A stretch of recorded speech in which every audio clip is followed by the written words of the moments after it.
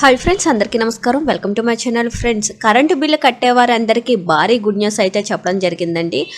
ఆ వివరాలు అయితే ఈ వీడియోలో తెలుసుకుందాం. వీడియో కానీ మీకు నచ్చినట్లయితే మన ఛానల్ని లైక్ చేయండి, షేర్ చేయండి, సబ్స్క్రైబ్ చేసుకోండి. వివరాల్లోకి అయితే వెళ్ళిపోదాం.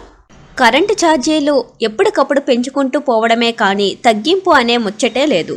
విద్యుత్ ఉత్పత్తుల్లో ప్రైవేటు సంస్థలు పుట్టుకు రావడంతో ప్రతి ఏడు కరెంటు ఛార్జీలు పెరగడమే కానీ తగ్గడం అనే ప్రసక్తే ఉండడం లేదు.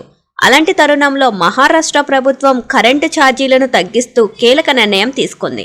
బహుశా మన దేశంలో ఏ రాష్ట్రంలో కూడా ఇలాంటి కరెంటు ఛార్జీలను తగ్గించిన దాఖలాలే లేవని చెప్పాలి.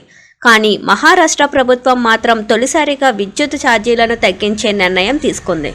మొదటి ఏడాది 10% తగ్గింపుతో ప్రారంభమై రాబోయే 5 ఏళ్లలో దశల వారీగా 26% వరకు కరెంటు ఛార్జీలను తగ్గించబోతున్నట్లు ప్రకటించింది. టారిఫ్లను తగ్గించాలనే Maharashtra state electricity distribution company limited ప్రతిపాదనను ఆమోదించినందుకు మహారాష్ట్ర విద్యుత్ నియంత్రణ కమిషన్కి ధన్యవాదాలు తెలియజేశారు. మహారాష్ట్ర ముఖ్యమంత్రి దేవేంద్ర ఫడ్నవీస్ గతంలోని ఇంతకు ముందు ఎప్పుడూ కరెంటు ఛార్జీలను తగ్గించేందుకు ఎవరూ చేయని చర్యగా అభివర్ణించారు. రాష్ట్రంలో దాదాపు 70% మంది వినియోగదారులు 100 యూనిట్ల కంటే తక్కువ వినియోగిస్తున్నారు.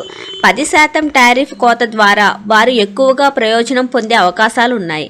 అంతేకాదు, విద్యుత్ సంస్థ పనితీరు మెరుగు కావడంతో రైతులకు పగటిపూటే నాణ్యమైన విద్యుత్ అందిస్తున్నామని చెప్పుకొచ్చారు. మరోవైపు ముఖ్యమంత్రి సౌర్ కృషి వాహిని యోజన 2.0పై పని వేగంగా జరుగుతుందన్నారు. చాలామంది రైతులు, సామాన్యులు సౌర విద్యుత్తును వాడడంతో మిగిలిన విద్యుత్తుని వాణిజ్య పారిశ్రామిక అవసరాలకు ఎంతగానో ఉపయోగపడుతుందని చెప్పుకొచ్చారు. మా విద్యుత్ కొనుగోలు ఒప్పందాలలో పునరుత్పాదక శక్తిపై ఎక్కువ దృష్టిని కేంద్రీకరించినట్టు మహారాష్ట్ర సీఎం చెప్పుకొచ్చారు. అంతేకాదు, పునరుత్పాదక విద్యుత్ తక్కువ ధరలకే లభిస్తుంది. భవిష్యత్తులో కూడా థర్మల్ విద్యుత్తును తగ్గించి జల విద్యుత్, పవన్, సౌర, ఇతర పునరుత్పాదక ఇంధన వనరుల ద్వారా విద్యుత్ ఉత్పత్తిపైనే ఎక్కువ దృష్టి కేంద్రీకరించబోతున్నట్లు చెప్పారు. అలా ఆదా అయిన విద్యుత్తుని వినియోగదారులకు అందజేయడంలో భాగంగా టారిఫ్లను తగ్గించడం జరుగుతుందన్నారు.